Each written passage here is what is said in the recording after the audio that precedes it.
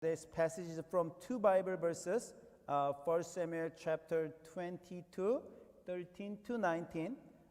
It's about the King Saul that he actually killed the priest Ahimelech. It's a story about that. And next passage is chapter 25, verse 30 to 34.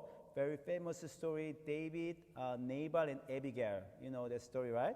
So I'm going to read the two passages for you. Chapter 20 to 13. Saul said to him, "Why have you conspired against me, you and the son of Jesse, giving him bread and then sword, and inquiring of God for him, so that he has rebelled against me and lies in wait for me as he does today?" Ahimelech answered the king, "Who of all your servants is as loyal as David, the king's son-in-law, captain of your bodyguard, and highly respected in your household? Was that day the first time I inquired of God for him? Of course not. Let not the king accuse your servant or any of his father's family, for your servant knows nothing at all about this whole affair." But the king said, "You will surely die, Ahimelech, you and your father's whole family." Then the king ordered the guards at his side, "Turn and kill the priest of the Lord, because they too have sided with David." They knew he was fleeing, yet they did not tell me. But the king's officials were not willing to raise a hand to strike the priest of the Lord. The king then ordered Doeg, "You turn and strike down the priest." So Doeg, the Edomite, turned and struck them down. That day he killed 85 men who wore the linen ephod. He also put to sword Nob, the town of a priest, with its men and women, its children and infants, and its cattle, donkeys, and sheep. Next passage from 1 Samuel chapter 25, 30 to 34. David said to Abigail, "Pray to the Lord, the God of Israel, who has sent you today to meet me. May you be blessed for your good judgment and for keeping me from bloodshed this day and from avenging myself with my own hand. Otherwise, as surely as the Lord, the God of Israel lives, who has kept me from harming you, if you had not come quickly to meet me, not one male belongs to a neighbor would have been left alive by daybreak." This is the word of God for the people of God. Thanks be to God. You know, we're going to share the story about the Samuel, now the Saul and David. It's the 12th time again. You know, we already had the basic story, how the Samuel become a prophet and Saul become a first king, and how David become first king, and David and Goliath. That all those stories that we already know, right? But now we go to deeper the historic drama, right? You heard that as David, got more popular. King Saul was jealous, he was angry, and David had to run away from King Saul. And we shared this passage, I think, 2 weeks ago. On his way to go run away, he was so in a hurry, so he didn't prepare anything and stopped by a priest's house. And the priest's name was Ahimelech at the land of Nob. And then when he got there, David lied, because if people knew that he was running from king, they could report to the king. So David said, "I'm actually come here by king's order with the king's secret mission. I'm, going for, the mission for place so please support me." So priest Ahimelech did not know David was running away from King Saul, so he gave bread. So David ate the bread only the priest could eat, the consecrated bread. And actually, he gave the sword of Goliath to David. That's what he shared 2 weeks ago, how the David and sacrifice and the obedience when you talk about. If you see the photo, there's a red circle at the end of it. There's a guy who was actually watching, right? The Bible said when David was talking to priest Ahimelech, there was a guy whose name is Doeg. He's an Edomite. He was listening. So what happened was this guy, Doeg, reported to King Saul in today's story, and he said, David was running away, but the priest Ahimelech, instead of reporting you, he helped David. So King Saul was very angry, and King Saul called, the Ahimelech, and he asked, "Why did you, help the one that who, try to do harm to me?" And Ahimelech's excuse was, I didn't know. David didn't tell me. David was a loyal, the servant, your servant. Who will be more closer to you than David? I just supported David thinking I was supporting you. But Saul could not believe, right? Everybody now go against Saul. So Saul was angry, and Saul killed Ahimelech. And today's story, surprisingly, not only Ahimelech, he killed 85 priests, all the Ahimelech's relatives. And more than that, he killed all the children and whole town. 85 priests means maybe including about 200, 300 people Saul killed that day. So we need to ask this. When we check up the king Saul in the beginning, we didn't say he was a sinner or he did evil. He just made a small mistake. Two mistakes that he made that God had to find a different king. We shared it, right? That God, before war that he couldn't wait. He waited 7 days for Samuel to give worship to God before war, before the battlefield. But because Samuel was late, he had to sacrifice, by himself. And Samuel was angry that you should never done it. Right? So the small mistake that because of fear that it's not like a really evil thing, but he sacrificed instead of Samuel because of the urgent situation. That was the first problem. And second problem, God ordered Saul, annihilate, killed all the Amalekite, but he saved some animals. You remember, right? He spared the animals, and even his reason was, I want to give a sacrifice to God to leaving this good portion.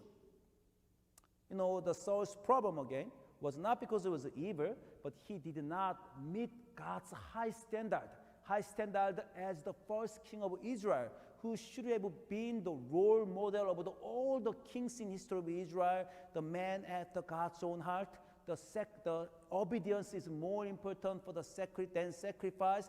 That perfect king God wanted as the first king of Israel to set up the role model, all the history of Israel, and Saul could not reach to that high standard. So instead of Saul, God picked it up, David, right? And again, up to that moment, Saul was not an evil king. He was passionate for his people. He did his best to serve the Lord, though he didn't do best. He was like a second best that he did it. Not that wrong, right? But now story moved on. He is getting more frustrated because God picked up David instead of him. And he become more jealous, and he started become more violent. And today's story, he killed the priest, he killed the 85 priests, and he killed all the families. So we need to ask this: why did he go so far? Why did he end up that way? He was not evil person. He was okay, or he was even good person.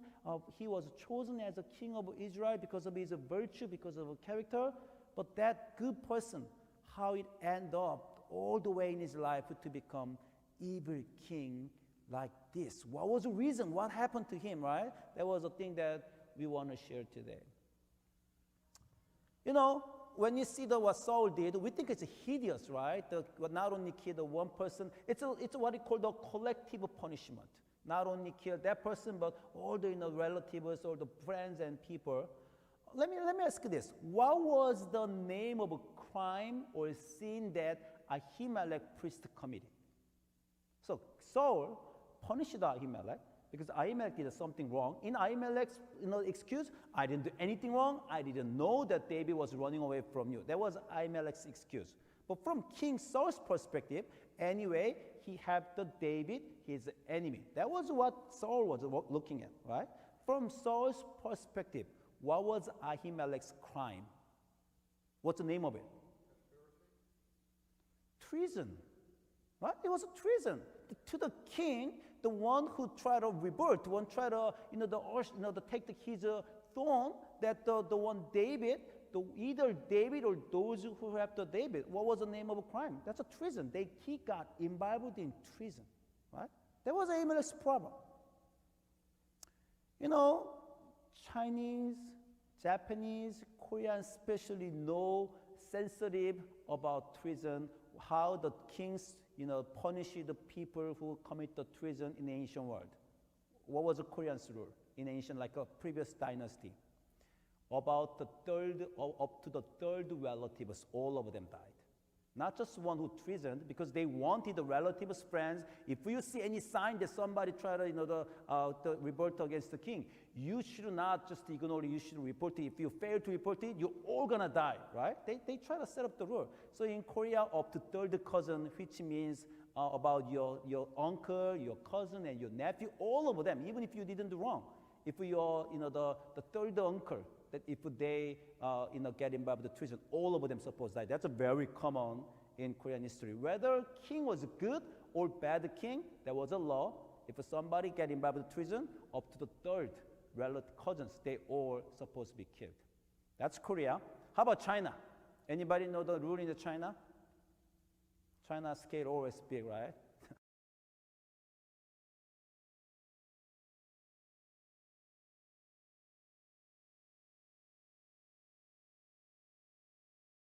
Sons and then daughters and their children, their nice cousin. You even don't know who they are. But one day you just hear that person got involved with treason. Now you also get punished. That's very common. All kinds of, the Korean drama, Chinese drama, if you see that the previous dynasty, about treason. Third clans, the cousins or ninth cousin, they were all punished. And at that time, it was normal, right? So what King Saul simply did, he practiced as a king, the first example in Bible, the collective punishment, and those who got involved with treason, yes, your relative Saul will be killed. I'm not saying what Saul king did was right or good, but what I'm saying is it was common in ancient world. When there was a crime, treason, the king, punished all the people with the collective punishment involved with everybody. Why did they do it? Because they thought it was necessary. If the kingship is turned over, it's suffering for whole people, country, a lot of people will be killed by that, the accident. So they really protected the kingdom from the treason, protect the king. So they think anybody do that wrong thing, that person will be punished. If you try to do harm to the king, yeah, that is a common rule. That's how we built up the society. When we find somebody hurt us or offend us, I'm right and they do wrong, so if I revenge them, it's justified. And if we have a power, then human become very cruel. You have seen all this story in human history. All dynasty, all the reigns, they were kept with blood. Every country, right? Because they had a power and they did the right thing to protect the country, protect the king, and they did all this wrong thing. What Saul did simply was what we have done in history. And it's just an example that if we manage our life, our society, without God, with our own best effort, we end up that way. Saul was not that rare, was a special evil person. If somebody tried to keep their power, their safety, and their security, and the people around them, to threaten them, we responded that way. That's how we have managed this, all this kingdom. Now look at the Saul's situation. The Saul said to them in 1 Samuel chapter 22, he was threatened by everybody. He thought everybody was David's side.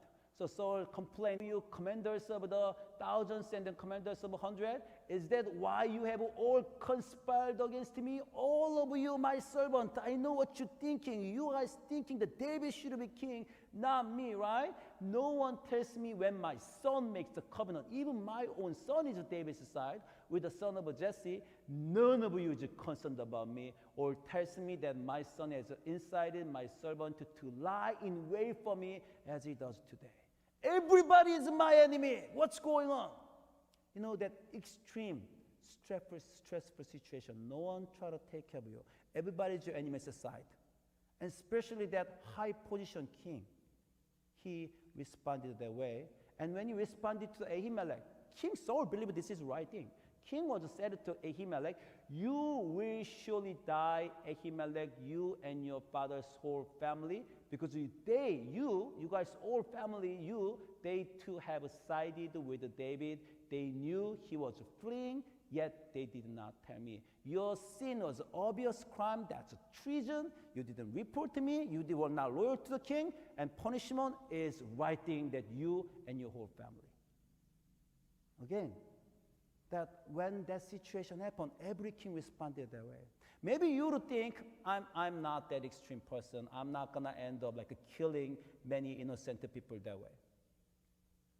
Because we were not at his position, we could say that. In our own position, we all practice small little violence here and there. And he was just at that position that he had to practice that big violence. Let me share the one story during the week. JJ playing the basketball these days at school, right? So I try to go watch his game at the gym. And there was last Wednesday, there was a game in the other middle school. So I went there. I was a little late, and there's a new school that not JJ's school, so I couldn't find where the gym is, and I was running where the gym is, there's nobody. And then last I went to the gym where the JJ's team and then other school's team were playing the basketball. And I was late, and I didn't want to miss it, so I ran it, right? And when I went to the gym, I was wearing the glasses and my mask, and if you really breathe hard with the mask and glasses, what happened? It became more foggy. So I took up my mask. I think I did 5 seconds to control my breath. Okay, I'm watching the game, right? And there was another parent, about 5 yards, or maybe more than 10 feet away. He just looked at me, and he kind of yelled at me or commanded, "Hey, put your mask!" He said that. I know that's the rule. Indoor gym, I supposed to put on my mask. But again, it was just 5 seconds. 5 seconds, I was planning to put it back, but I was breathing it, right? And maybe he could have pointed out. Maybe if you see somebody who's not wearing the mask in the safe way, what are you going to do, right? You're going to watch him, not just for 5 seconds, whole 20 minutes, he's not wearing the mask, right? What are you going to do? You're going to go to the clue, and there's a guy who's shopping, they're not put on the mask. If there's no clue, what are you going to do? You just go, "Hey, would you please put on the mask back?" That's usually what people will do, or you will ignore, right? It's not your job. I mean, what he said was not wrong to me, but his attitude really offended me. Why you order me? And it was just 5 seconds. "Hey, put your mask," right? Whole day I was very offended the whole day. That kind of ruined my day. And why that guy said very strongly to me like this? Does he believe he was right? He was doing wrong, and he even was not even patient that even was not watching me more than 30 seconds. He just saw, "Oh, there's a guy that was not putting the mask." It was 5 seconds for me. But he told me like this. I mean, these are kinds of things we do here and there. When I'm driving, sometimes the people just do there are always bad driver. Not only bad driver, there's an evil person. Sometimes they, their hands out, fingers out, and they curse people. They open the door and they honk for 10 seconds, passing by. That kinds of thing happen, right? If you experience that kinds of bad, evil driver pass by you, what are you going to do? As a pastor, I curse them. I'm "God, that evil guy, let his tire get flattened on his way." I'm just kidding. But you want to revenge, right? I mean, if all of you, in any case, if we have a psychic power, right? If somebody passed by you doing the real evil thing, what are you going to do? Get tired, get flattened, right? Or if you're going to more evil, let his engine get blown out. Or maybe even more, let his car turned over, right? That if your psychic power, that if you have it, you will do it. I mean, if all of us, if we have a psychic power, our street, our highway will be a mess. Because everybody, when they're offended, when they're angry, they want to practice their power to punish others. That's who we are. You're not going to do that, right? It's simply we didn't practice violence because we were not that offended, or we didn't have a power to do it. If we have a power, if we are offended, if we think we are right to revenge other people, we would have done it. In English, we have a saying, absolute power and absolute corruption, right? And while I'm preparing this message, I'm going to make the new word absolute righteousness, absolute mistake. Or absolute justification, absolute violence. That's what we have done, that when we see something wrong, we really want to point it out, or when we are offended, that we want to revenge. That's the society we have built it up. That's the history that with all the best, even the good kings and bad kings, all of them, when they try to build up good country, accusing others, try to fix the others, believing they're right. That's the violence we have practiced. Then how was David different? Okay, now we're going to see David's story. So the Saul made the kinds of mistake, and the King David should have been better, right? So there was one story, the the evil guy, neighbor, he was a very greedy guy. So David was running away from Saul, and the people gathered around him. In the beginning, it was 400 people. Later, it ended up the 600 people become David's servant.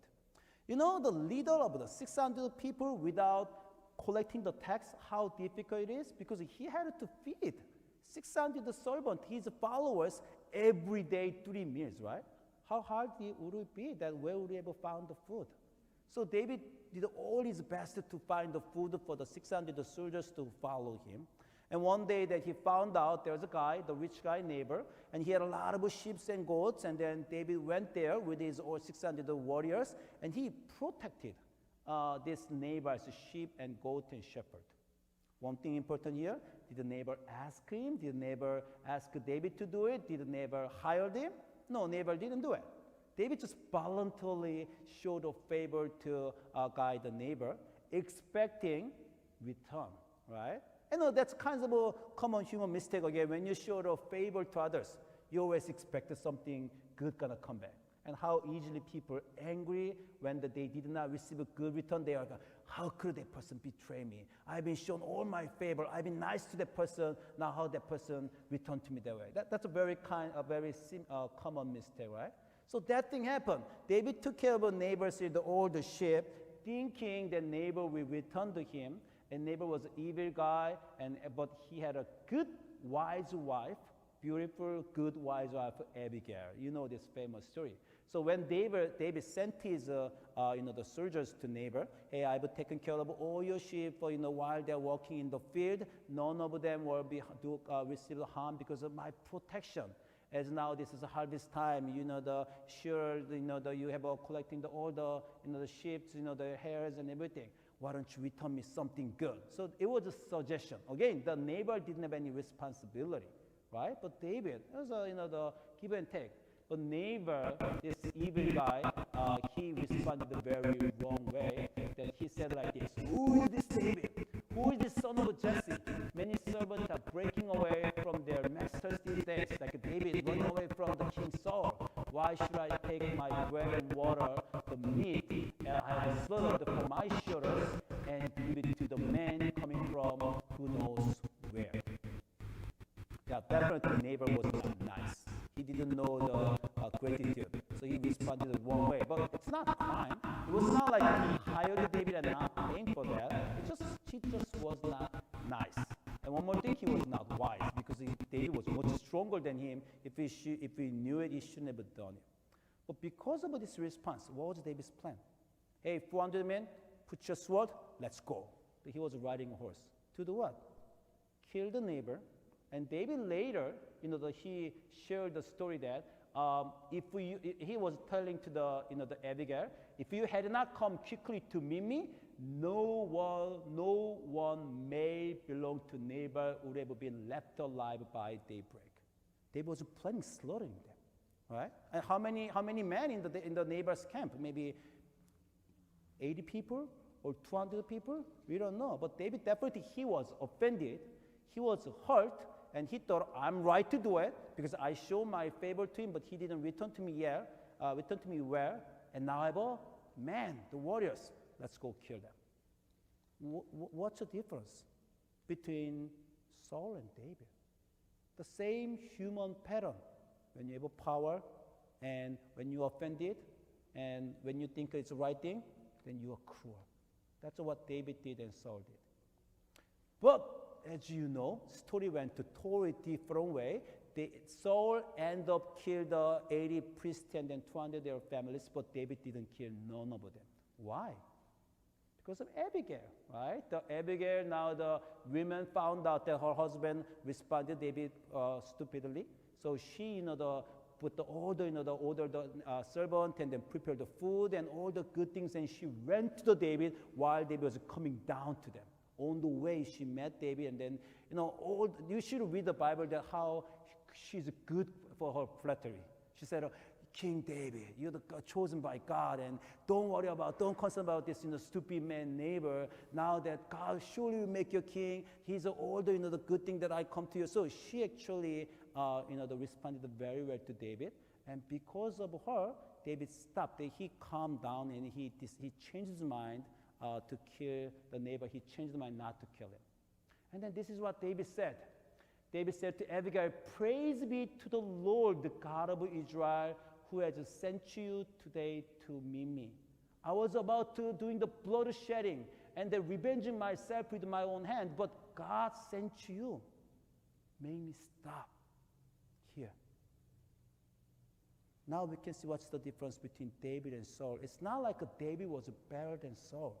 Saul was a person who lived his life doing all his best to make his life better and to be a better person with his own effort, human effort. David was a person who lived with God. When God was in his life, the course of his life has been changed. Not like he repented and then he contemplated what he's going to do, reflect his actions, so he did differently. No, God stopped David when David had an evil desire to kill the others. That is a life, the people who live with God. That's the difference between people who live their life with all their best and people who live with God, inviting God in their life. So from here, we can get very important lesson about Christians. Christians are not the people who live a perfect life. Christians are not the people who live a sinless life. We are not even the people who make all our best, make all our effort to do the best to be a better person or to manage our life better. That's not Christian. Christians are simply people who confess, "Lord, I'm not enough. With my own effort, with my own strength, I cannot make my life better. I cannot control my evil desire. So I need you. Please come into my life. Be my Lord." You know what Jesus taught the Lord's Prayer, right? The lead us not in temptation. Deliver us from evil. Deliver us from our own evil. Don't let my evil desire come out to harm the other person. Harm the other person. Protect me from the other people. Also protect the other people from me, because I know I'm a very simple, evil person. I need you. Without you, my life will be full of violence and selfishness, and I will do harm to the other people. There's nothing good in me. Lord, please come into my life. I need you. They are the Christian. Not the people who live a perfect life, but people who confess that they need God, saying they're not enough. As we do the Bible reading, honestly, I was champion for the encouraging people. Hey, let's get involved with the Bible reading. 1 year, New Testament, Old Testament, hey, Bible reading. While I was encouraging you, there was one hindrance, one hesitation in my heart. I've read the Bible more than anybody in my church. Maybe I've read like 50 times. So am I a better person? Because I've read the Bible that much more than other people, do I live really like righteous life? Nah, I'm not. And when I compare myself with my church members, I'm not even better than at all. So I ask myself, if I keep asking people read the Bible more and more, and I did more, but I prayed more, but I'm not become a better person by my reading Bible, by my prayer, why should I encourage them? For one thing I found, though I couldn't become a better person, all my life God protected me not to do wrong thing to other people. Maybe I did some, but whenever I played, God protected me from God didn't protect me, maybe I would have done harm much more to the people around me. But simply because I invite God through the Bible reading, prayer, try to spend more time with God, God actually lessen my sin. That's a reason for we read the Bible. That's the reason we pray. Invite God in our life, inviting and confessing, I need you. Maybe still we'll sin even if God is in our life, because God will not control us. But even when we sin, God covers that sin if we live with God. And before we make the horrible mistake, our God try to get involved to protect us. Maybe we'll end up not become a saint, not become a really better person at the end of in our life. But if we live with God, that you can live like a David, though he had an evil desire, God protected him, and his life was totally different from Saul's life. I hope to all of you live like a David, inviting God in your life and God's protection and guidance is filled in your life. Let's pray.